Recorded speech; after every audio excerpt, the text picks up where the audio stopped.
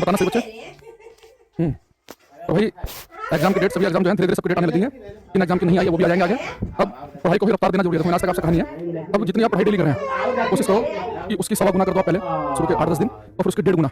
और एग्जाम के आसपास तो अपने आपसे दुगनी करनी है। जितनी पढ़ाई आप अभी कर रहे हो धीरे धीरे उसमें डेली टाइम इंक्रीज करना शुरू कर दो। कि दिक्कत क्या है, कोई वैकेंसी निकलती है तो इतनी रेगुलर वैकेंसी नहीं है कि एक बार निकलती है फिर अगली बार कब नंबर आएगा, कब पेपर होगा ना, बहुत सारी समस्या होती है। तो इसलिए इस बात को जरूर ध्यान रखें सब बच्चे कि अपनी स्पीड को बढ़ाना। अच्छा, ये जो बच्चे लोग ग्रुप डी वाले हैं जो तैयारी कर रहे हैं, इसमें ये कोर्ट में केस चल रहा था आप लोगों का, वो 10th वाला और वो ITI वाला, वो सोल्व हुआ कि ऐसे ही उसके बिना सोल्व हुए ही वो एग्जाम की डेट आ गई है? इस बच्चों को आइडिया है कुछ कि वो केस सोल्व हुआ कि नहीं? भिंड से गुड मॉर्निंग करें उदयवीर, रोहित राणा जी करें, जय हिंद, पंकज कुमार करें good morning, Rajveer Yadav, mission group D करें, मृदुपाल, मिस्टर तिवारी सत्यम करें गुड मॉर्निंग। क्लास कब तक खत्म होगा? भाई जब होगा होगा, वो तो मैंने पहली क्लास में आपको बताया होगा कि कितने लेक्चर होंगे तब खत्म होगा उस हिसाब से। बाकी मैंने कल बताया था कि जैसे ग्रुप डी का जो एग्जाम है वो नवंबर में है, तो हम 1 नवंबर के आसपास जो चैप्टर रह जाएंगे उसकी वीडियो अपलोड करा देंगे, उसका टेंशन मत लेना, ताकि आप उसे 4-5 दिन में खत्म कर सको। तो 31 अक्टूबर तक हम लाइव ही पढ़ेंगे, ठीक है? 30 आउट लास्ट डेट, जय भोलेनाथ। नहीं, इसका डेट 30 अक्टूबर को आएगा। अच्छा, सरकार को आइडिया होगा, कुछ ना कुछ सोल्यूशन निकाल लेगी, इसलिए उन्होंने डेट दी है। अभी प्रेशर भी है ना टाइम से एग्जाम लेने का। चलो अब शुरू करते हैं। 30 अक्टूबर की डेट है। अच्छा, नवंबर का साथ इसलिए दिया उन्होंने कि 30 अक्टूबर को जो है वो कुछ ना कुछ सेटलमेंट कर लेंगे ना, कि जी पेपर ले लेते हैं, बाद में डिसाइड कर लेना कुछ भी करके। अच्छा, भारत में बड़ी समस्या है, कोर्ट केस बड़े लंबे लंबे चलते हैं। आप देख लो गली मोहल्ले में कि विवाद हो जाए, उसमें मामला कितना बड़ा फैल जाता है। वीडियो रुक गया है? अरे नहीं रुका, आपको रुका है, मोबाइल से यहाँ पे से चल रहा है नेट एकदम। रेलवे ने ऑर्डर किया है एक तार को 4 बार मोड़ा जाए तो प्रतिरोध पर क्या प्रभाव होगा? तार को मोड़ने वाला क्वेश्चन शशिकांत यादव हम करवा चुके हैं पहले ही। चलो अब हमारे पास में आज मैं लगभग आपको पहले 20 मिनट जो है कुछ सर्किट के क्वेश्चन करा देता हूँ, फिर उसके बाद हम इसमें थ्योरेटिकल पॉइंट पाएंगे हम। देखो एक क्वेश्चन जो है आपको करना है, ये एनडीए के एग्जाम का क्वेश्चन मैं ले रहा हूँ। आसान क्वेश्चन है, बस अंडरस्टैंडिंग वाला क्वेश्चन है, कुछ ज़्यादा कुछ है नहीं तामझाम वैसे इसमें, जो आपने पढ़ाई की उसके आधार पर, ठीक है? देखो ये हमारे पास में 2 तार है, इसका रेजिस्टेंस भी आर है, इसका भी आर है, ठीक है? और हमने यहाँ पे 2 तार है, दोनों पैरेलल में समानांतर क्रम में जुड़े हुए हैं, आपको दिख रहे होंगे साफ साफ पैरेलल में है। हमने यहाँ से एक बैटरी कनेक्ट की इनके साथ में, और ये जो बैटरी है ये 24 वोल्ट की बैटरी लगी हुई है। अब 24 वोल्ट की बैटरी लगी, ये बड़ा पॉजिटिव टर्मिनल होता है, ये होता है नेगेटिव। तो पॉजिटिव टर्मिनल से करंट निकलती है, करंट है 100 मिली एम्पियर की, 100 मिली एम्पियर।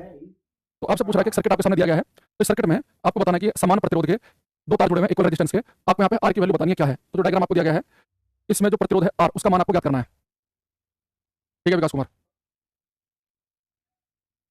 तो जिस बैच में क्लास, ये बच्चा कह रहा है कि एक बैच में क्लास जो है वो अच्छी खासी होगी ना, तो उनका तो खैर हो जाएगा। ये क्वेश्चन करना भाई सभी। देखो अब इसमें छोटे छोटे से अगर लॉजिक आप अप्लाई करेंगे आपका सेकंड में आंसर आ जाएगा। सबसे पहले देखो बेटे 2 तार हैं और दोनों के 2 ही तार हैं, दोनों के दोनों पैरेलल में जुड़े हुए हैं, समानांतर क्रम में जुड़े हुए हैं 2 तार।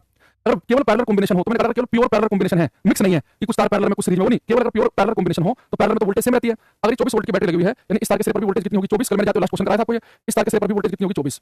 दूसरा बेटा 100 मिली एम्पीयर की करंट चली, अगर दोनों तारों के ही रेजिस्टेंस बराबर है तो दोनों बराबर करंट बढ़ जाएगी। हाँ, अगर एक तार का रेजिस्टेंस होता ज्यादा, एक का होता कम, तो जिसका रेजिस्टेंस ज्यादा होता है उसमें करंट कम जाती। फिर करंट मैंने आपको बताया था कि अगर रेजिस्टेंस अगर बेटा एक का ज्यादा होता है, कम होता, फिर करंट रेजिस्टेंस के उल्टे रेशो में बढ़ती है। लेकिन यहाँ तो दोनों का रेजिस्टेंस सेम ही है, तो 100 मिली एम्पीयर में से 50 मिली एम्पीयर करंट यहाँ चली जाएगी, 50 मिली एम्पीयर यहाँ चली जाएगी। अब कितना आसान क्वेश्चन हो गया। ये तार देखो, इसका रेजिस्टेंस आर आपको निकालना है, इसके सिरे पर वी कितना पता है, आई कितना पता है, तो यहाँ पे V = IR लगा दो, V = IR। तो वोल्टेज कितनी है 24 वोल्ट, करंट कितनी 50 मिली एम्पीयर। आपको पता है न्यूमेरिकल करते समय हमेशा हम ऐसा यूनिट यूज करते हैं, तो मिली का मतलब होता है 10⁻³ तो मिली एम्पीयर को एम्पीयर में बदलना जरूरी है, और आर की वैल्यू आपको निकालनी है। तो आर कितना होगा 24/50 × 10⁻³ 10⁻³ पहुंच जाएगा ऊपर, तो 10 की पावर ऊपर पहुंच के पहुंच जाएगा पॉजिटिव, तो 50 दूनी 100 0, 24 दूनी 48 यानी कि 480 ओम आएगा। जिन बच्चों का आंसर 480 ओम आया उनका ठीक है, जो 4.8 वगैरह लिख रहे हैं उनका गलत इसलिए है क्योंकि उन बच्चों ने मिली एम्पीयर को एम्पीयर में नहीं बदला, ठीक है? अच्छा दूसरी चीज, तो उसने कितनी सुंदर सुंदर बातें आपसे जानना चाहिए, बहुत आसान क्वेश्चन था कि वो देखना चाह रहा है कि आपको पता है कि नहीं पता कि अगर दोनों तारों के रेजिस्टेंस सेम हो तो टोटल करंट में से आधी आ जाएगी, आधी चली जाएगी, ये चेक करना चाह रहा है। तो वो ये चेक करना चाह रहा है कि वो क्या मिली एम्पीयर को एम्पीयर में बदलते हैं कि नहीं बदलते हैं। एक वो क्या चेक करना चाह रहा है कि अगर रेजिस्टेंस सेम है तो क्या आपको पता है कि सॉरी आप अगर तार पैरेलल में है तो क्या आपको पता है कि पैरेलल में अगर है तो वोल्टेज सेम रहेगी। तो कितनी आसानी से हमारा क्वेश्चन हो गया कि हमने क्या लॉजिक लगाया कि प्योर पैरेलल कॉम्बिनेशन है, या वोल्टेज 24 है, 24 है, 24 रेजिस्टेंस सेम है, बराबर करंट बढ़ जाएगी। बस हमने यहाँ पे आर भी पता है, आर निकालना है, वी पता, आई पता है, तो V = IR लगा दो, बस आई को मिली में बदलना जरूरी है, ठीक है? आगे क्वेश्चन में अब अगले बात हैं, एक क्वेश्चन और देखना है। अब मैं जो आपको बता रहा हूँ ये और इससे अगला क्वेश्चन इन्हें वो ध्यान समझना, जो अगले बार होगा ना वो आता है पेपर में जरूर, इसने के सेट में आएगा, बड़े ध्यान समझना। देखो ये मेरे पास में बेटा एक तार है, इसका रेजिस्टेंस है 40 ओम, इसका है 60 ओम, ठीक है? और इसका है 6 ओम। अब यहाँ से करंट चली, ये करंट जो चली यहाँ से ये चली बेटा हमारे पास में 15 एम्पीयर की, जो 15 एम्पीयर की करंट चली है, तो आपको बताना है कि जो 40 ओम का तार है इससे कितनी करंट पास करेगी, ये आपको बताना है कि 40 ओम से कितनी करंट पास करेगी। ये बच्चा कह रहा सर लेकिन पैरेलल में धारा इक्वल कैसे हो गया, क्योंकि तुम सुनते कम हो और कमेंट वाली ध्यान रखते हो। 20 बार क्लास में बोला है कि दोनों तारों का रेजिस्टेंस सेम है, अगर रेजिस्टेंस सेम है तो करंट बराबर बढ़ जाएगी। बेटा देखो यहाँ पे 100 मिली एम्पीयर करंट चली तो 50 आ जाएगी, 50 बराबर बढ़ जाएगी। अरे सीरीज में पता क्या होता है, अगर 2 तार सीरीज में हो, अगर बैटरी से 100 मिली एम्पीयर करंट चली तो पहले वाले में भी 100 थी, दूसरे वाले में भी 100 थी। यहाँ पे दोनों तार पैरेलल में, दोनों का रेजिस्टेंस सेम है, तो दोनों में करंट आधी आधी बढ़ गई। वो 100 थी, 100 में से 50 बढ़ गई। अगर यही सीरीज में होते तो पहले में भी 100 जाती, दूसरे में भी 100 जाती, या पैरेलल में 50-50 जा रही है, क्या करंट कैसे हो गई? रेजिस्टेंस बराबर होंगे तो करंट बराबर बढ़ जाएगी दोनों में, अगर रेजिस्टेंस बराबर नहीं होते तो जिसका रेजिस्टेंस ज्यादा होगा उसमें करंट कम जाएगी। सुनोगे तो ध्यान रहेगा, है ना? सुना करो और सुनो ना क्या करो क्लास में। अब यहाँ पे देखना, ये बेटा 15 एम्पीयर की करंट चली। हमने क्या देखा कि 40 और 60 ओम तो पैरेलल में जुड़े हुए हैं। अब दोनों का रेजिस्टेंस बराबर भी नहीं है कि मैं कर देता कि 15 जो एम्पीयर है 7.5 चली गई, यहाँ 7.5 यहाँ चली गई। लेकिन अगर मैं यहाँ पे आपको ऑप्शन दूं, मैं क्वेश्चन पूछूंगा, आप थोड़ा सा बुद्धि का और ज्यादा प्रयोग करो। यानी कि हम ऑप्शन से खेलने की कोशिश करेंगे।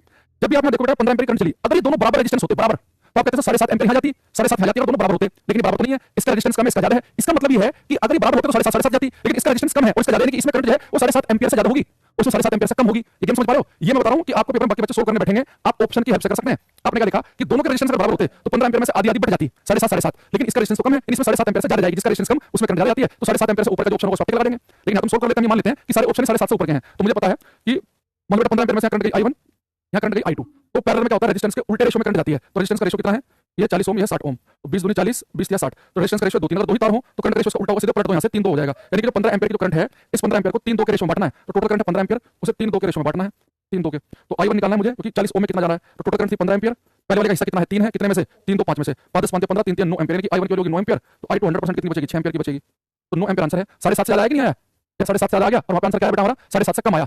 ये बता रहा हूँ, ऑप्शन जो हमारे सामने होंगे ना, इनका हम बहुत फायदा उठाएंगे इन चीजों का, कि जितनी करंट यहाँ से चली, हम पहले मान के चलेंगे दोनों बराबर होते, दोनों बराबर करंट बचती, अगर बराबर होते, बराबर नहीं है तो क्या होगा, जिसका रेजिस्टेंस कम उसमें जो आधी जाती उससे थोड़ी सी ज्यादा जाएगी। अब ये मैंने आपको थोड़ा सिंपलीफाई कर दिया। अब पेपर में क्वेश्चन कैसा आता है, अब उस पाओ,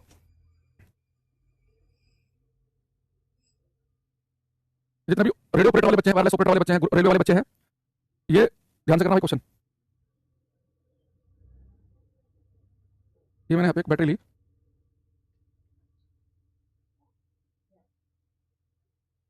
ये 60 वोल्ट की बैटरी है, यहाँ से करंट चली बेटा आई, ये कितनी करंट चली हमें नहीं पता।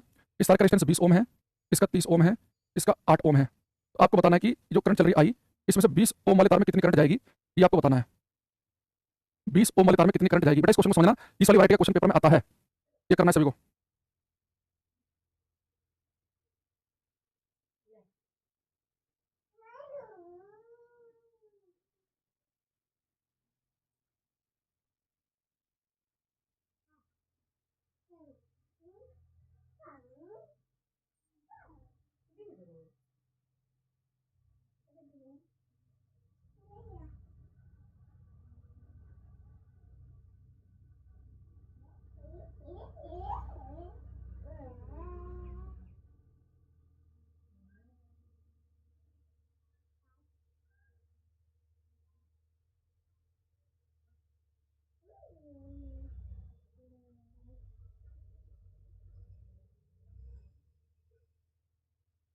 ये देखो, इसने कहा है, तो बहुत सारे बच्चे यहाँ पे क्या गलती कर दे रहे हैं, जो जितने बच्चे 3 एम्पीयर लिख रहे हैं, पता है क्या गलती कर रहे हैं कि 20 और 30 ओम जो है पैरेलल में है, उन्हें क्या लगा कि 60 वोल्ट की बैटरी है, यहाँ भी वोल्टेज उन्होंने 60 कर दी, यहाँ भी 60 कर दी, तो लगा कि आर तो 60 है, आर तो 20 है, और आर की वैल्यू 60 कर दी, 20 टू आई लगा कर 3 एम्पीयर कर दिया। भाई मैंने क्लास में 20 बार बोला था कि अगर मैं आपसे कह रहा हूं अगर 60 वोल्ट की बैटरी है, इस तार के सिरे पर वोल्टेज 60 होगी, इसके भी 60 होगी, ये आप केवल आप तब करोगे अगर केवल प्योर पैरेलल कॉम्बिनेशन दिखे। यहाँ पे साथ में एक तार और है, यहाँ मिक्स कॉम्बिनेशन, यहाँ पे ऐसे नहीं कर सकते। अगर आप यहाँ पे ऐसा कर रहे हैं कि 60 वोल्ट की बैटरी, यहाँ भी वोल्टेज 60, यहाँ भी 60, तो यहाँ क्या मानना चाह रहे हो, 0 मानना चाह रहे हो, तो यहाँ पे ये तरीका अप्लाई नहीं करना आपको। देखो, अगर कभी आपके सामने ये मिक्स कॉम्बिनेशन आ गया तो कुछ नहीं, आप इसे बताओ, अभी जो मैंने पिछले वाला क्वेश्चन दिखाया था आपको, इसमें मैंने आपको बता दिया कि ऐसे कितनी करंट जा रही है 15 एम्पीयर की, तो आपको पता है कि जो रेजिस्टेंस का रेशियो होगा उसके उल्टे रेशियो में करंट बढ़ेगी। बस यहाँ पे आपको करंट की वैल्यू नहीं पता, करंट की वैल्यू निकाल लो, तो जो रेजिस्टेंस का रेशियो उसके उल्टे रेशियो में करंट को बांट देना। आपको यहाँ पे क्या करना है, जब आपको करंट की वैल्यू नहीं देखी होगी तो आपको करंट की वैल्यू निकालनी होगी। हाँ, अगर ये वाला तार नहीं होता फिर तो क्वेश्चन कुछ था ही नहीं, अगर ये वाला वायर नहीं होता, यहाँ वोल्टेज 60, यहाँ भी 60 करते, यहाँ भी 60 करते, आर भी है, वी भी आई निकाल लेते आप, तो 3 एम्पीयर आपका आ जाता। लेकिन मिक्स कॉम्बिनेशन होगा, आप क्या करो, सबसे पहले टोटल करंट निकालो। कैसे निकालोगे टोटल करंट, भाई आप देखो टोटल वोल्टेज कितनी है, 60 वोल्ट की है, टोटल रेजिस्टेंस कितना है, ये 20 और 30 तो पैरेलल में है, तो 20 और 30 पैरेलल में, इनका इक्विवेलेंट निकालो, 20 ohm and 30 ohm are in parallel. तो 20 और 30 ओम तो समानांतर क्रम में है, तो इनका तुल्य प्रतिरोध कैसे निकलेगा, R1 R2 upon R1 plus R2 से अगर दो ही तार हो तो पैरेलल में आप डायरेक्ट फॉर्मूला लगा सकते हैं, 20 गुणा 30 और नीचे आ जाएगा 50, तो 0 से गया 0, 5 अंक 30, 6 दूनी 12 ओम आ गया। तो बेटा ये जो हमारे पास में ये 20 और 30 पैरेलल में थे, इनका 12 ओम, और 12 ओम 8 के साथ में किसमें है, सीरीज में लगा हुआ है, तो 12 ओम ये 8 ओम, तो टोटल रेजिस्टेंस जो बनेगा वो बनेगा आपका 20 ओम। यानी कि सबसे पहले क्या करो, टोटल वोल्टेज आपके पास में होगी 60, टोटल रेजिस्टेंस आपने निकाल लिया, कितना आया, इन दोनों को सोल्व किया, 12 12 के साथ में 8 है सीरीज में, तो 20 ओम आ गया। अब देखो वी भी है, आर भी है, अब आप आई निकाल लो, तो 20 टू आई आर आप लगाएंगे, 20 टू आई आर, तो आर वी है 60, आई आपको निकालना, आर की वैल्यू है 20, तो आई कितना हो गया, 3 एम्पीयर हो गया। जो टोटल करंट चलेगी यहाँ से वो 3 एम्पीयर की चलेगी। अब आपके लिए कुछ बचा ही नहीं है, अब इस 3 एम्पीयर में से कुछ करंट जाएगी यहाँ, कुछ जाएगी यहाँ, तो आप ये मान के चलो अगर दोनों रेजिस्टेंस बराबर होते तो 1.5 एम्पीयर यहाँ जाती, 1.5 एम्पीयर यहाँ जाती, लेकिन दोनों बराबर नहीं है, तो इसमें 1.5 एम्पीयर से ज्यादा जाएगी, तो 1.5 एम्पीयर से ऊपर वाला जो ऑप्शन होगा उसको आप लगा दोगे, तो जो भी 1.5 एम्पीयर से ज्यादा का आंसर आएगा वो हमारा आंसर होगा। अब मुझे एग्जैक्ट वैल्यू निकालनी है, तो बेटा रेजिस्टेंस का रेशियो होगा उसके उल्टे रेशियो में करंट बढ़ती है, रेजिस्टेंस है 20 ओम और 30 ओम, रेजिस्टेंस कितना हो जाएगा, 2 और 3 का रेशियो, तो करंट बढ़ेगी उल्टे रेशियो में 3 2 के, तो टोटल करंट कितनी थी, 3 एम्पीयर, उसे 3 2 के रेशियो में बांट दो, तो I1 कितना होगा, टोटल करंट 3 एम्पीयर, पहले वाले का हिस्सा है 3, कितने में से 3 तो 5 में से, तो 3 2 बटे 5 यानी कि 5 5 4 5 8 40, तो मेरे पास आ गया 1.8 ओम, और अगर टोटल 3 है तो I2 की वैल्यू कितनी बचेगी, 1.2 एम्पीयर, सॉरी एम्पीयर में आएगा, करंट है एम्पीयर में, 1.8 एम्पीयर यहाँ पे 1.2 एम्पीयर। तो बहुत सारे बच्चों ने आंसर दिया था ये कि 1.8 एम्पीयर होगा, उनका ठीक है। तो दोबारा सुनो, ये जो क्वेश्चन पेपर में अगर ऐसा क्वेश्चन आए सीरीज और पैरेलल मिक्स, आपने करना क्या है, सबसे पहले देखो कि आपको यहाँ से करंट कितनी जा रही है वो दे रखा है क्या। अगर आप क्वेश्चन करंट की वैल्यू दे रखी हो, जैसे 15 एम्पीयर करंट जा रही है, फिर तो कुछ बचा ही नहीं है, हम क्या करेंगे 15 है 7.5 7.5 अगर बराबर होते, लेकिन रेजिस्टेंस कम है तो 7.5 से जाएगा, ऑप्शन देखेंगे 7.5 पर टिक लगा देंगे, सेकंड में क्वेश्चन करेंगे, लेकिन अगर 2 3 ऑप्शन 7.5 ऊपर आ गए फिर हम क्या करेंगे, रेजिस्टेंस का रेशियो कितना है 2 3, तो करंट जाएगी 3 2 के रेशियो में। अब टोटल करंट 15 एम्पीयर है, उस 15 एम्पीयर को मैं 3 में बांट लिया, लेकिन इस वाले क्वेश्चन में करंट की वैल्यू नहीं देखी, वो निकालनी पड़ेगी। तो मैं क्या देखा दोनों पैरेलल में, इनका सोल्व करके निकाला कितना है 12 12 के साथ 8 किया सीरीज में, तो टोटल बन गया 20, ये टोटल कितना था 60, तो वी भी है आर भी है, तो वी भी आर भी, तो आई मैंने निकाल लिया कितना आया 3 एम्पीयर। अब इस 3 एम्पीयर में यानी कि अगर बराबर होता है 1.5 एम्पीयर जाता है, 20 कम है ये ज्यादा है, तो 1.5 से ऊपर का आंसर होगा 1.8 पर टिक लगा दिया हमने। मैं बता रहा हूं कि आपको हो सकता है कि 10 में से 9 बार आपको सोल्व नहीं करना पड़ेगा, ये आप बस टीचर ये देखना चाहेगा कि आपने टोटल रेजिस्टेंस सोल्व कर लिया, टोटल वी आपके पास में जैसे आपने करंट निकाली, तो आप ये लॉजिक लगा पाएंगे नहीं लगा पाएंगे, टोटल करंट बराबर बराबर जाके रेजिस्टेंस बराबर होते हैं, जिसका रेजिस्टेंस कम है उसको थोड़ी ज्यादा जाएगी, तो 1.5 एम्पीयर से ऊपर वाला एक ही ऑप्शन मिलेगा, उस पर टिक लगा के आगे बढ़ जाओ, तो कम ही संभावना होगी ऐसी। मैं कैसा ना पीडीएफ से क्वेश्चन देखना चाह रहा था, मैं कैसा तो था मेरे पास, अब कौन से वाले प्रैक्टिस सेट में है वो मुझे मिल नहीं रहा, नहीं तो मैं आपको क्वेश्चन ऐसा जो है वो दिखाता डायरेक्ट।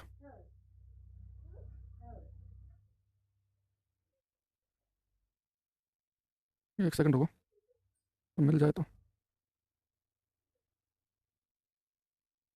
दिक्कत ये है कि पीडीएफ हो चुके हैं बहुत ज़्यादा मात्रा में, क्वेश्चन ढूंढना भी आसान नहीं है।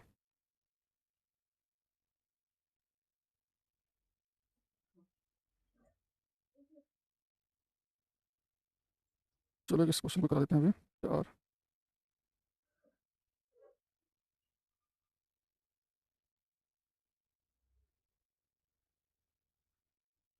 मिल गया बस हो गया काम।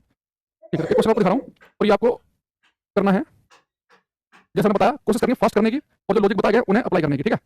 तो क्रांति 4 5 6 3 ओपन कर लेते हैं। एक क्वेश्चन दिखा रहा हूँ मैं आपको, ये आपको प्रीवियस ईयर वगैरह में दिख जाएगा।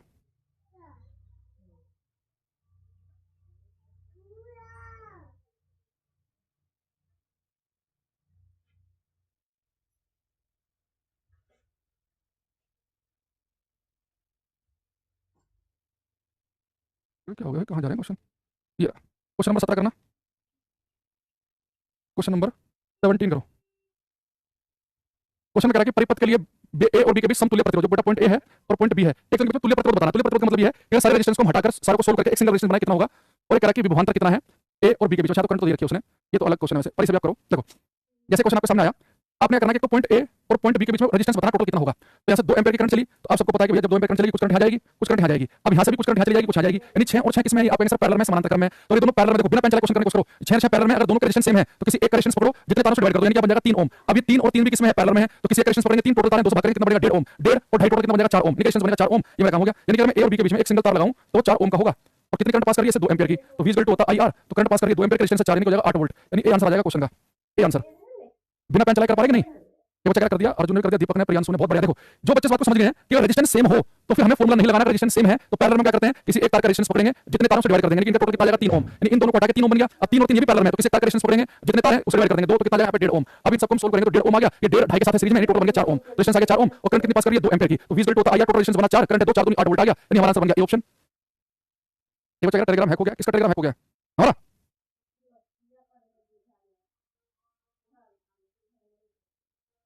तो भाई हो गया होगा तो हो ही गया होगा, तो ठीक ठीक लग रहा है हमें। अरे अपना बता रहे हो कि हमारा बता रहे हो कि टेलीग्राम हैक हो गया।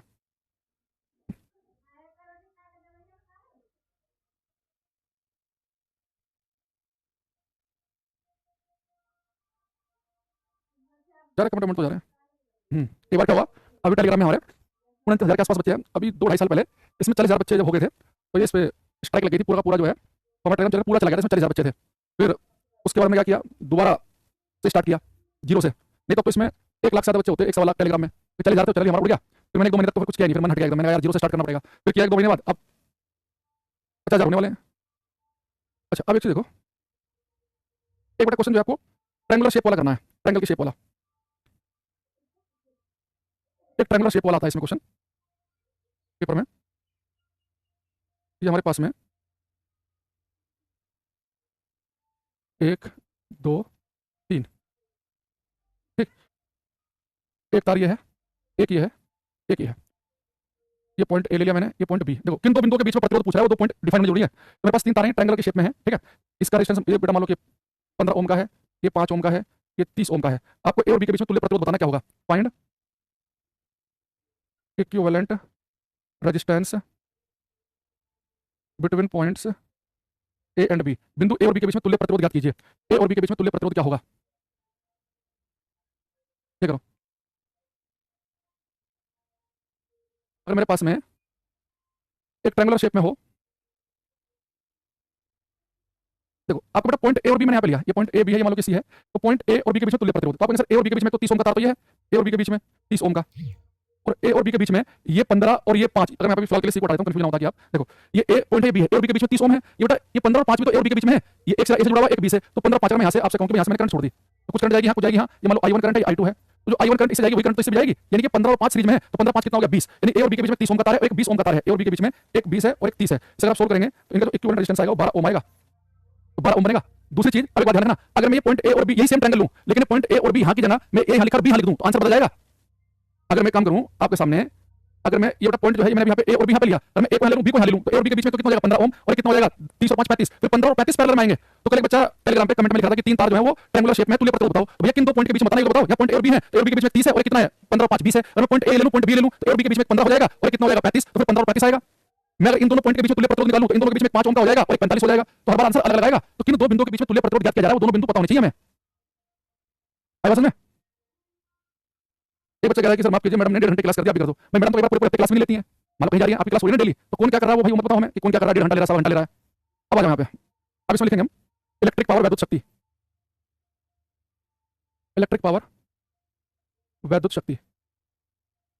तो मैंने आपको अभी तक पढ़ाया है उसमें सीरीज कॉम्बिनेशन के फॉर्मूला, पैरेलल कॉम्बिनेशन का फॉर्मूला, तार को काट के सीरीज में जोड़ेंगे तो क्या होगा, तार को काट के पैरेलल में जोड़ेंगे तो क्या होगा, और अगर केवल पैरेलल कॉम्बिनेशन है तो हर तार के सिरे पर वोल्टेज सेम रहेगी। सीरीज कॉम्बिनेशन में क्या होगा, अगर तार को में सीरीज पैरेलल दोनों में है तो कैसे हम रेजिस्टेंस करंट निकालेंगे, ये सारी बातें आपको ध्यान रखनी है। जितने पीछे जितने मैंने क्वेश्चन आपको बताए हैं डेली क्लास में बता रहा हूं, इन सबको 2 बार 3 बार आप देख लेना, इन सबको क्लियर कर लेना, ठीक है अच्छे से। अब आते हैं यहाँ पर एक नया टॉपिक पढ़ेंगे इलेक्ट्रिक पावर वैद्युत शक्ति। हालांकि मैं सोचा था कि इसे 8:30 बजे स्टार्ट करेंगे, 5 मिनट एक्स्ट्रा लगेगा आज, ये बड़ा इससे बड़े बड़े क्वेश्चन आएंगे आगे चल के, पहले आप इसका बेसिक समझेंगे, ठीक है। देखो एक और आ गया, यहाँ पे इलेक्ट्रिक डाइपोल पढ़ाया हमने, वैद्युत द्विध्रुव पढ़ाया हमने, कुछ इलेक्ट्रिक डाइपोल मोमेंट पढ़ाया हमने, इलेक्ट्रिक डाइपोल को किसी इलेक्ट्रिक फील्ड में रखेंगे किसी एंगल पे तो क्या होगा, पैरेलल रखेंगे, कुछ बता रहे हैं हम, तो भाई जब नहीं बता रहे तो सुन रहो, ठीक है। अच्छा पिछला सवाल दोबारा सुना दो। पिछला सवाल ये था, मैंने कहा ये ट्रायंगुलर शेप में है, बिंदु ए और बी के बीच में तुल्य प्रतिरोध बताओ, तो ए और बी के बीच में एक तार का रेजिस्टेंस कितना है 30 ओम है, और ए और बी के बीच में ये भी तो बेटा 15 और 5, तो 15 5 20 भी और बी के बीच में है, और ये 30 भी ए और बी के बीच में, यानी कि पैरेलल है, तो 20 और 30 का पैरेलल में पैरेलल वाला फॉर्मूला लगाएंगे तो 12 ओम आ जाएगा, ठीक है। अच्छा अब आ जाओ, ये जो इलेक्ट्रिक पावर है जो वैद्युत शक्ति है उस बात है हम, ठीक है। बेटा एक तो आपको सबसे पहले पता होना चाहिए, इसे हम आगे बताएंगे भी आपको, कि इलेक्ट्रिक पावर जो है हमें पता है कि जो इसकी एसआई यूनिट होती है वाट। ये मैंने जानबूझ के पहले क्यों बताया आपको, इसका मतलब समझना।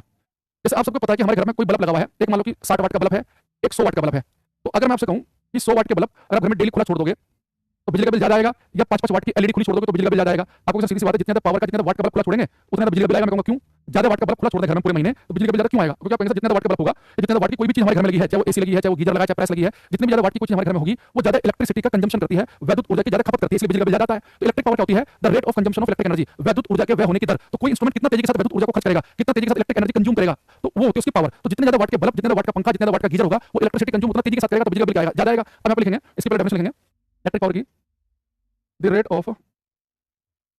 Of consumption of electric energy, the rate of consumption of electric energy is called electric power। Hindi में लिखेंगे वैद्युत ऊर्जा के व्यय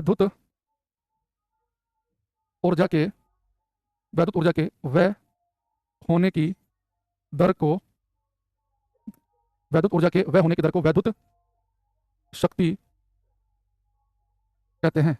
तो वैद्युत ऊर्जा के व्यय होने की खर्च होने की दर को वैद्युत शक्ति कहते हैं। पावर को लिखते हैं पी से, इलेक्ट्रिक पावर को पी से लिखेंगे, और पावर क्या होती है कंजम्पशन ऑफ एनर्जी, यानी कितनी एनर्जी कंज्यूम की जा रही है, कंजम्पशन हो रहा है, खर्च की जा रही है। और दर का मतलब होता है, मैंने आपको पहले बताया दर, रेट का मतलब होता है टाइम से भाग करना, कितना तेजी के साथ। तो पावर होती है वह ऊर्जा बटे समय, तो वह ऊर्जा बटे समय यानी कि ऊर्जा के वह होने की दर। तो पावर जो है उसे पी से लिखते हैं, एनर्जी कितनी कंज्यूम होगी उसे ई से लिखेंगे, और टाइम को लिखेंगे टी से। तो ये इलेक्ट्रिक पावर का फॉर्मूला बना हमारे पास में, ये कितनी एनर्जी कंज्यूम हुई बटे कितने समय में, ठीक है। अब बेटा मैं एनर्जी को नापूं जूल में, ये सही नहीं लगा मुझे कलर, एनर्जी की एसआई यूनिट हम यूज करें जूल, टाइम का एसआई मात्रक यूज करें सेकंड, तो पावर की जो एसआई यूनिट बनती है वाट, इसका मात्रक बनता है वाट। यहाँ से आप कह सकते हैं कि 1 वाट इसके बराबर होता है जूल पर सेकंड के, यहाँ से आप लिख सकते हैं कि जो 1 वाट है वो जूल पर सेकंड के बराबर है। अब ऐसा कुछ समझने की कोशिश करना, देखो मैंने कहा कि 1 वाट जो है वो जूल पर सेकंड के बराबर है। इसका मतलब क्या है, इसका मतलब ये है कि अगर आपके घर में कोई बल्ब ऐसा है कि अगर कोई बल्ब 1 सेकंड में 1 जूल एनर्जी खाता हो, 1 सेकंड में 1 जूल एनर्जी खर्च करता हो, वो बल्ब 1 वाट का है। अगर आपके घर में कोई बल्ब 1 सेकंड में 20 जूल एनर्जी खा रहा है तो 20 वाट का है। यानी अब आपको पता चल गया, अगर आप ये कहो कि मेरे घर में 100 वाट का बल्ब है, यानी कि वो बल्ब हर सेकंड 100 जूल एनर्जी खा रहा है। आपके घर में 1500 वाट का गीजर है, वो हर सेकंड 1500 जूल एनर्जी खा रहा है। आपके घर में 2000 वाट का गीजर है, हर सेकंड 2000 जूल एनर्जी खा रहा है। तो प्रत्येक सेकंड जितनी जूल एनर्जी खाएगा उतनी वाट का बल्ब कहलाएगा। अब इसे समझो, हमारे घर में एक बल्ब तो क्या कर रहा है कि हर सेकंड 100 जूल एनर्जी खा रहा है, एक एलईडी है वो हर सेकंड 8 जूल एनर्जी खा रही है। तो जो प्रत्येक सेकंड कम जूल एनर्जी खाएगी उसके जलने पे बिजली का बिल कम आएगा, जो हर सेकंड ज्यादा खाएगी ज्यादा आएगा। जैसे हमारे घर में एक यूनिट बिजली का बिल कब आता है? जब हम 36 लाख जूल एनर्जी खर्च कर लेते हैं ना, तो एक यूनिट बिजली का बिल आएगा। अब आपको सोचो, आपने अपने घर में 100 वाट के बल्ब लगा रखे हैं, तो 100 वाट का बल्ब तो हर सेकंड 100 जूल एनर्जी खाएगा, तो 36 लाख बहुत जल्दी कर लेगा, तो बिजली का बिल ज्यादा आएगा। लेकिन 8 वाट की एलईडी हर सेकंड 8 जूल एनर्जी खाएगी, तो 36 लाख जूल करने में टाइम लगेगा, इसलिए बिजली का बिल ज्यादा नहीं आएगा। तो 36 लाख जूल जब आप खर्च कर लेते हैं, तब 1 यूनिट बिजली का बिल बनता है। तो हमारे घर वाले हमारे से पूछें कि भाई बताओ कि हमारे घर में बिजली का बिल आता है 200 यूनिट, 300 यूनिट, 400 यूनिट, ये किस आधार पर आता है? आप कहोगे जी हमारे घर में 1 यूनिट मीटर में तब बढ़ेगी जब हम 36 लाख जूल एनर्जी खर्च कर लेंगे। तो 36 लाख जूल एनर्जी कैसे खर्च होगी? आप कहना देखो, हमारे घर में 40 वाट का टीवी है, तो टीवी हर सेकंड 40 जूल एनर्जी खा रहा है। हमारे घर में 8 वाट की एलईडी है, ये हर सेकंड क्या कर रही है? ये 8 जूल एनर्जी खा रही है। 60 वाट का पंखा है, हर सेकंड 60 जूल एनर्जी खा रहा है। तो जब ये 36 जूल इकट्ठा कर लेंगे, तो 1 यूनिट बिजली का बिल मीटर के अंदर बढ़ जाएगा। अब हम जैसे अपने घर में गीजर चलाएंगे, वो हर सेकंड 1500 जूल खाएगा, या इलेक्ट्रिक प्रेस चलाएंगे, वो भी मतलब 1500 2000 वाट की है, तो उनके चलने पर बिजली का बिल ज्यादा आता है, इसलिए घर वालों ने फालतू चलने नहीं देते। ठीक है, यानी कि आप इस बात को समझ पाए होंगे कि 1 वाट का मतलब है कि प्रत्येक सेकंड 1 जूल एनर्जी खाना, और 100 वाट का मतलब है हर सेकंड 100 जूल एनर्जी खाना। 30 वाट का बल्ब का मतलब है हर सेकंड 30 वाट खाना। ठीक है, तो जितने ज्यादा वाट की चीज होगी प्रत्येक सेकंड उतनी ज्यादा एनर्जी कंज्यूम करेगी, तो बिजली का बिल कैसा आएगा? ज्यादा आएगा। ठीक है, तो 36 लाख पे आता है कितना? एक। अच्छा, एक चीज होती है, बेटा पावर जो है इसकी ऐसा यूनिट होती है वाट पावर की, लेकिन बेटा एक इसकी कॉमर्शियल यूनिट भी एक इसकी होती है इंडस्ट्रियल यूनिट, औद्योगिक मात्रक, इंडस्ट्रियल यूनिट। इन इंडस्ट्री में पावर की हम कौन सी यूनिट यूज करते हैं? औद्योगिक इकाई या औद्योगिक मात्रक। तो बेटा इसकी जो औद्योगिक इंडस्ट्रियल यूनिट है होती है हॉर्स पावर। इंडस्ट्री में पावर के यूज करते हैं हॉर्स पावर का, कि 2 हॉर्स पावर की मोटर है कि 4 हॉर्स पावर की मोटर है हॉर्स पावर, और 1 हॉर्स पावर होता है 740 वाट के बराबर, 746 वाट। और इसकी इंडस्ट्रियल यूनिट पूछेगा तो आपको वाट नहीं बताना, हॉर्स पावर बताना है। तो पावर की जो एक यूनिट आएगी इंडस्ट्रियल यूनिट, औद्योगिक यूनिट। ठीक है, क्या बिहार में अभी 125 यूनिट बिजली फ्री है? अच्छा, दिल्ली में तो 200 यूनिट फ्री है, बिहार में 125 है। हालांकि फ्री भी कुछ नहीं होना चाहिए, हर चीज की कुछ ना कुछ कीमत है, फ्री कुछ नहीं होता। एक बार ध्यान रखना, फ्री ऑफ कॉस्ट कुछ भी नहीं होता। अगर कुछ आपको फ्री मिल रही है तो कहीं और से कटौती की जाएगी। वही बजट जो फ्री बिजली के लिए मिला है वो कहीं और खर्च होगा, इंफ्रास्ट्रक्चर उतना बढ़ने रहेगा। अरे क्यों कर रहे हो? या तो बिल्कुल ऐसा कर दो कि भाई वैसे तो 125 मिनट तो खैर गरीब आदमी ही कर पाएगा, इसका थोड़ा भी पैसे वाला होगा तो उसके घर में कुछ ना कुछ और चीज होंगी। 125 वाट से 125 तो ठीक है, तो 125 तो बिल्कुल निहायती जो गरीब होगा उसके घर में बनेगी। थोड़ा भी जिसके घर में कुछ चीजें हैं, फ्रिज वॉशिंग मशीन चला रहा है, 1-2 चीज चला रहा है, तो 125 ऊपर ही पहुंच जाएंगी, तो ठीक है। वैसे 125 तक तो सही है। ये एक्चुअल में क्या ना भाई, देखो स्टेट की कैपेसिटी भी होती है। और एक बच्चा कह रहा है कि उड़ीसा में 300 वाट बोला था, फालतू कोई कह रहा ना फ्री देंगे हम, वो समझो कि मैं बता रहा हूँ आपको, दिल्ली में मैं जब आया था शुरू में, मुझे ऐसा लगता था कि दिल्ली पता नहीं 20-30 साल में कहाँ पहुंच जाएगी। जब शीला दीक्षित जी की सरकार होती थी यहाँ दिल्ली में, इंफ्रास्ट्रक्चर रोज बढ़ता था। पिछले 10-15 साल हमारे आदरणीय मफलर वाले साहब रहे। अब ऐसा लगता है कि दिल्ली से बड़े आप यूपी में जैसे घुसोगे, एंट्री करोगे, हरियाणा में घुसोगे, आप राजस्थान में घुसोगे, आपको मजा आएगा। क्यों? अब आप हर चीज फ्री कर दोगे तो इंफ्रास्ट्रक्चर पर काम कैसे करोगे? दिल्ली में किसी गली मोहल्ले से निकल जाओ, गंदगी, सड़कें टूटी हुई, कंजेस्टेड, ऐसा लगेगा कि जैसे पता नहीं कहाँ बेकार से एरिया में आ गए हैं। आप इस शहर उससे ज्यादा बढ़िया होंगे, साफ सुथरा में इतनी जगह हूँ, तो फ्री कुछ नहीं होता भाई, उसकी कीमत चुकानी पड़ती है। हमें खुश हो जाते हैं हम लोग फ्री के जुमलों से। यहाँ बात है। अब एक क्वेश्चन है मेरा आपसे कि ये बेटा इंपोर्टेंट क्वेश्चन है, सब बच्चे इसका आंसर याद करके जाएंगे। 1 kilowatt hour is a unit of, 1 kilowatt घंटा मात्रक होता है, 1 किलोवाट घंटा मात्रक होता है। आपको बताना कि 1 किलोवाट घंटा जो है ये किसका मात्रक है? ऑप्शन आपको दे रहा हूं, बहुत इंपोर्टेंट क्वेश्चन है ये। पहला ऑप्शन है कि मात्रक है एनर्जी ऊर्जा का, एक है कि ये मात्रक है पावर शक्ति का, ये मात्रक है टाइम समय का, ये मात्रक है विभवांतर पोटेंशियल डिफरेंस का। ये 4 ऑप्शन आपके सामने हैं, आपको बताना है कि किलोवाट घंटा किसका मात्रक है।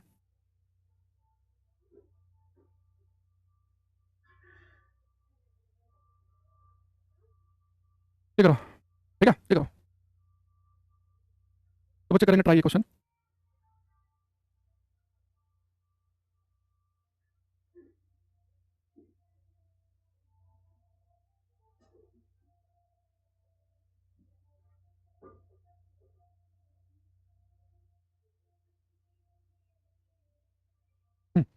देखो हमारे पास बड़े बड़े आंसर आए हैं, जितने बच्चे बी लिख रहे हैं उन सबका है गलत। देखो ये क्वेश्चन इसलिए आता है कि बी पर टिक लगाओ। आपने देखा कि लिखा है 1 किलोवाट घंटा, तो जैसे आपने देखा 1 किलोवाट घंटा 1 किलोवाट आर, तो बहुत सारे बच्चे जो है उन्हें 1 किलोवाट घंटा में ये केवल वाट वाट दिखाई देता है। भाई खाली वाट लिखा होता था, कहते हैं कि वाट जो है पावर का मात्रक है, ये किलोवाट का मतलब होता है 1000 वाट, तो भी पावर के लिए यूज करते हैं। ये बेटा साथ में घंटा भी लिखा हुआ है, ये वाट के साथ में घंटे की मल्टीप्लाई होगी ना, ये ऊर्जा का मात्रक बनेगा। अभी देखना यहाँ पर कैसे, और इससे बहुत बड़ी बात सीखने को मिलेगी, जो घर वालों को भी आप बता सकते हैं। क्या देखना, 1 किलोवाट घंटा, 1 किलोवाट घंटा 1 किलोवाट आर। मैंने एक बच्चे को ब्लॉक किया है, ओवर स्मार्ट बनता था अभी, और मुझे हंसी आती है, कुछ बच्चे होते उन्हें लगता है कि हम कितने ओवर स्मार्ट हैं। मैं क्लास में शायद ही बहुत रेयर होता है कि 1 घंटे क्लास में अब मुझे लगता है कि 52-53 मिनट पढ़ाई की बात करता हूँ, कभी कभार कुछ बात हो गई तो हो गई। अभी बच्चे ने कहा जी हमारे 125 वाट यूनिट फ्री है, तो मैं थोड़ा सा कुछ बात कर ली 2-2.5 मिनट, होशियार बन रहा है, कह रहा है कि फालतू की बात नहीं करें, पढ़ाई पर पढ़ाओ, ये करो। मतलब मुझे कई बार ऐसा लगता है कि इन्हें क्या लगता है कि हम कितने होशियार कितने हो। और ये ऐसे बच्चे होते हैं, अगर ये सामने हो ना तो पेंट में सूसू निकल जाएगा और इनका हिम्मत भी ना हो लाइन बोलने की। बस यहाँ क्या है कि भाई कोई देख नहीं रहा है, अपना जो मन करो कमेंट कर दो। कई बार आता है कि इसे क्या बोलूं इन्हें, मतलब ये वो ऐसे बता रहा हूँ मैं कि रो पड़ेंगे सामने आ जाए तो, लेकिन बस यहाँ फालतू बकवास करनी है, ओवर स्मार्ट बनना है। मैंने लिखा है 1 किलोवाट घंटा किसका मात्रक है। अब यहाँ पे जो किलो लिखा है, किलो का मतलब होता है 1000, और जो वाट लिखा वाट, अभी मैंने आपको चीज बताई थी कि 1 वाट किसके बराबर होता है? वाट होता है जूल पर सेकंड के। तो पावर को नापते हैं वाट में, तो 1 वाट होता है जूल पर सेकंड के बराबर। ठीक है, तो वाट होता है जूल पर सेकंड के, जूल पर सेकंड के। और 1 घंटे में कितने सेकंड होते हैं? 3600 सेकंड। ये पता ना सबको, 1 घंटे में 60 मिनट होते हैं, 1 मिनट में 60 सेकंड होते हैं, तो 1 घंटे में 3600 सेकंड बनेंगे। ठीक है, अच्छा अब मैं देखना, ये सेकंड से सेकंड कट गया, यहाँ पे सोल्व करेंगे हम। ये 36 का 2 जूल, यहाँ पे 3, तो लिखा 36 गुणा 10 की पावर 5 जूल।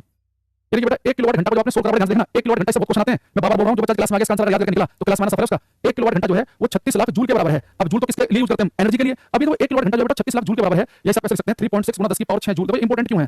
देखो, अभी मैंने आपको चीज बताई थी कि जब हम 36 लाख जूल ऊर्जा की खपत कर देंगे, 36 लाख जूल हम एनर्जी खपत कर देंगे, 36 लाख जूल, तो 1 यूनिट बिजली का बिल आएगा 36 लाख पे। लेकिन आप घर वाले समझ नहीं आ रहा यार, ये क्या बात हुई कि 36 लाख जूल खर्च करेंगे तो 1 यूनिट बिजली का बिल। कुछ आसान शब्दों में बताओ, ये हमें नहीं समझ आ रहा, अपने पेपर में करके आना, कुछ और बताओ। तो घर वालों को बोलना कि देखो ऐसा है कि किलो मतलब होता है 1000, अपने घर वालों से कहो कि आप मत करो, आप 1000 वाट की कोई चीज ले लो। 1000 वाट के मान लो आपने प्रेस ले लिया, गीजर ले लिया, या 100 वाट के 10 बल्ब ले लो, यानी कि 1000 वाट ले लो। तो घर वालों को बताओ कि अगर आप 1000 वाट की कोई भी चीज अगर 1 घंटा ऑन करके छोड़ देंगे तो 1 यूनिट बिजली का बिल आएगा। तो बेटा 1 किलोवाट घंटा जो है वो 1 यूनिट को रिप्रेजेंट करता है। 1 किलोवाट घंटा में क्या बताता है कि 1000 वाट की कोई भी चीज घर में 1 घंटे खुला छोड़ दी गई तो 1 यूनिट बिजली का बिल आएगा।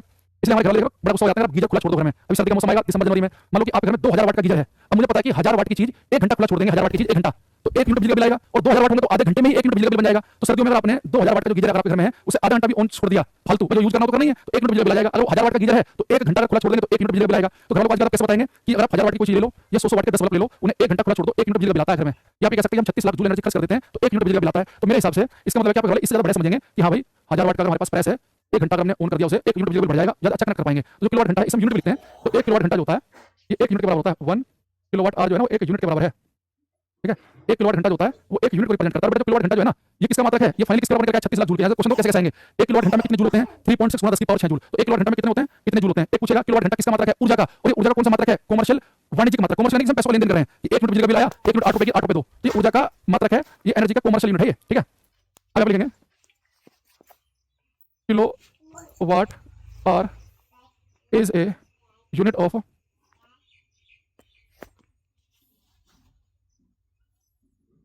Is commercial unit of energy is. सीधा सीधा क्वेश्चन तो बढ़िया है, इस वाले सेट में है कि नहीं है? देखो ये मिल गया, सीधा सीधा क्वेश्चन। ये बच्चा कह रहा सर आप इतनी गाली कह रही है कि भाई हमारे घर ने पैसा खर्च किया है, ये बनेगा 36 लाख। आंसर क्या बनेगा इसका? आज के लिए रखते हैं। क्या बताओ हमारा जो बैच है किसी इन वाले नहीं आ रहा तो खैर अलग बात होगी, चलो मजाक वाली। जो उससे पहले की बात कर रहा हूँ मैं, जिसमें भगाया क्लास से ब्लॉक किया।